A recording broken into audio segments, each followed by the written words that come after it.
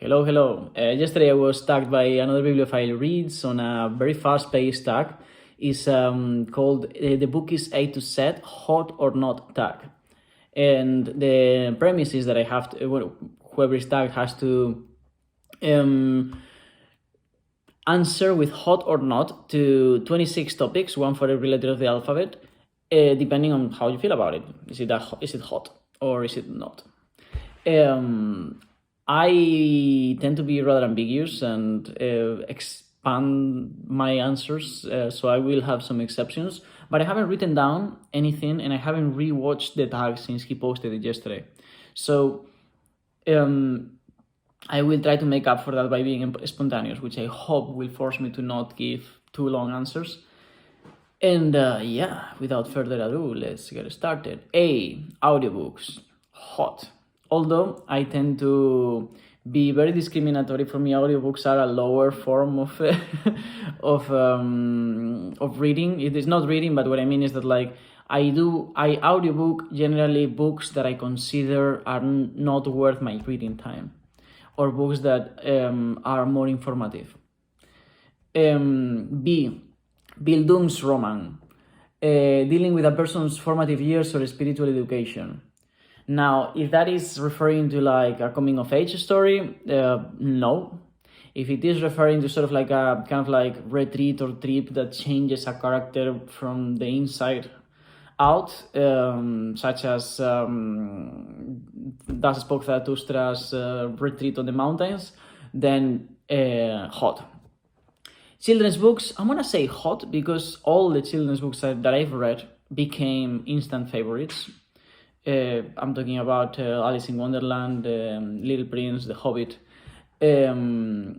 But I don't read children's books anymore, so I guess that in the present moment, and I don't think I will, it's going to be a not. Digital, not yet. And I'll probably make a video about that. Experimental, hot. Fantasy, hot. Although I haven't read that much fantasy, but every fantasy book I've read, or film for that matter, I've liked. Actually, filmed, that's too much to say because I've watched easily 1,000 more films than books I've read.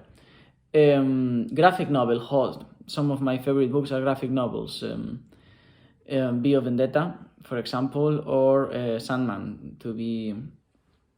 horror, not. Although I read House of Leaves by recommendation of Criminoli, and it might be one of my favorite books for other reasons, though. More for the experimental side than the horror side of the book. Inspirational, is that self-help? Not. Journalism, hot, although I haven't read that much journalism. I used to read the newspaper.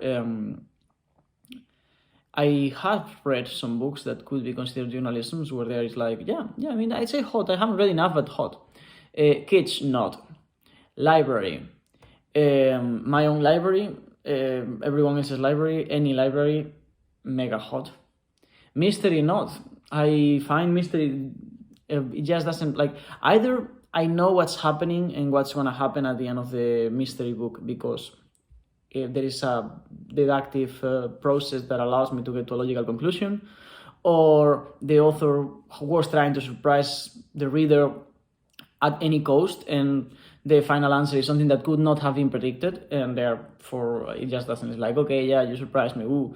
But it's like a scare jump. It's I don't see the point. I personally haven't found a book, and I did like Sherlock when I read it, when I was a teenager, but some Sherlock Holmes. But I just don't enjoy mystery. I've tried a couple of times within the last year and a half, and no, not.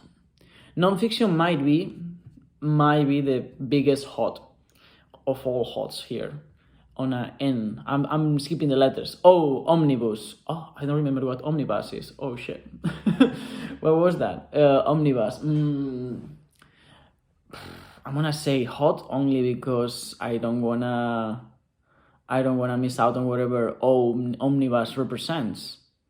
Is that a bunch of authors together in the same book? If that is it, then I'm saying yes. I'm saying hot. I'm saying very hot. The only book I've ever published under my name is a book with many authors. So hopefully that is what it means, and therefore hot. Next, P, poetry. I mean, like, in the present time, nonfiction would be my biggest hot, but overall, since I was born, I've read and written and loved more poems than anything else. So P is probably quantitatively the biggest, the hottest of them all. Burning hot. Quests for Q. When the protagonist goes on a quest, physical or spiritual. Hot, but it can be a big not as well. I think this one is a kind of book that I've seen many times. I feel like it also in movies is just a resource that's used quite often. I like it because that's me. I go on quests all the time. I live on a quest, but and it's also the kind of text that I tend to write. But that's not to say that it's good. So I'm gonna say hot, but with reservation. Romance, not yet. I haven't read any romance. I mean, I have read books that have romance in them. Some of my favorite films are romance, or at least my own reading of those films is romance.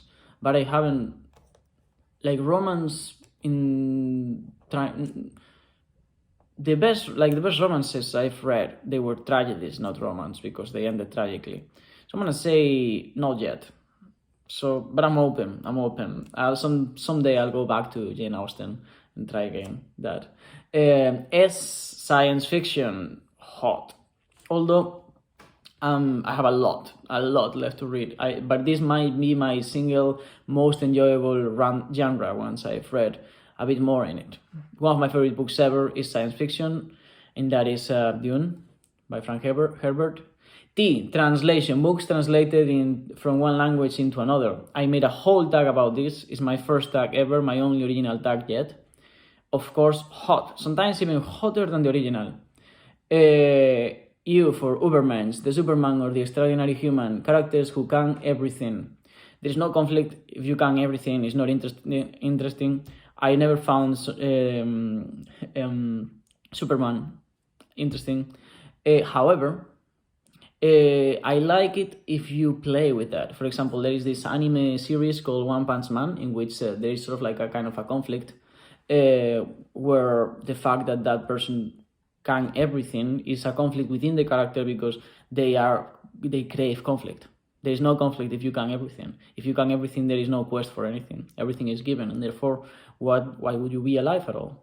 If you create a Uberman, a character that can everything, and then you give him the conflict of not being able to deal with that, then yes, but then it can't everything. There is something that can't. So no. Victorian literature from Victorian, basically 1800s roughly. Literature is important because I've read scientific works and philosophy from the 1800s, and some of my favorite books ever are from the 1800s. However, Victorian literature is probably the single genre to which I've given more opportunities. And I haven't yet read one book that I can remember right now of a novel. I haven't read one novel because I've read poetry that I've loved, but I haven't read one novel of Victorian literature that I finished and was like, this book is amazing. I read Dickens, I read Tolstoy, and both of them I read sort of like to study the world, to give it a big opportunity because it's supposed to be, the great era of literature. And I'm gonna say not yet because it's Victorian literature. It's not Victorian poetry or Victorian science or Victorian philosophy or Victorian non-fiction. It's literature. And so far, I'm not yet there. Like, have I read some books of Victorian literature that I liked? For sure. I can't recall right now one that I loved. I liked Anna Karenina, but I can't recall. I liked Notes from Underground. I liked almost all the plays from Chekhov. Okay, maybe I look maybe I do like, but is Chekhov Victorian? I think Chekhov comes after. I don't know. I'm gonna say temperate, room temperature, not hot, not cold. W, Western. I read only one Western, if that is referring to sort of like Western cowboys and Indians, kind of like the old Wild West of the United States. Actually, I read two. One when I was a kid, which was the white Apache, the Apache Branco, the white Indian. I don't know how you translate that. I read it in Galician, which is a language similar to Portuguese. That book was at that time became my immediate favorite. And then I read True Grit for the Routine Tootin, which is an event whose hosts I don't remember, but I think it's probably Michael K. Vaughan and company. So yeah, I'm gonna say Western hot, although I haven't read much. I have read probably like those two and maybe two more in total. However, if we introduce films and other forms of art into the scene, then massively hot. X-rated hot. I have read some X-rated books, and I have watched some X-rated films that I find to be like incredible reading experiences, despite of the way in which they might arouse the senses. Why young adult not, and zeitgeist, spirit or mood of the times. Hot, but I am not a big fan of descriptions. I am currently reading some naturalist writers, specifically Sola, and I think that is what this is trying to get at. So like realism, naturalism. I say hot as a whole, for sure, but I am not a massive fan of like very long descriptions of how the street X looked that day. Sometimes they work, sometimes they just become they just prolong the next step forward in the plot, and that makes me want to sleep. Okay, that was it. Thank you so much for tagging me, Greg.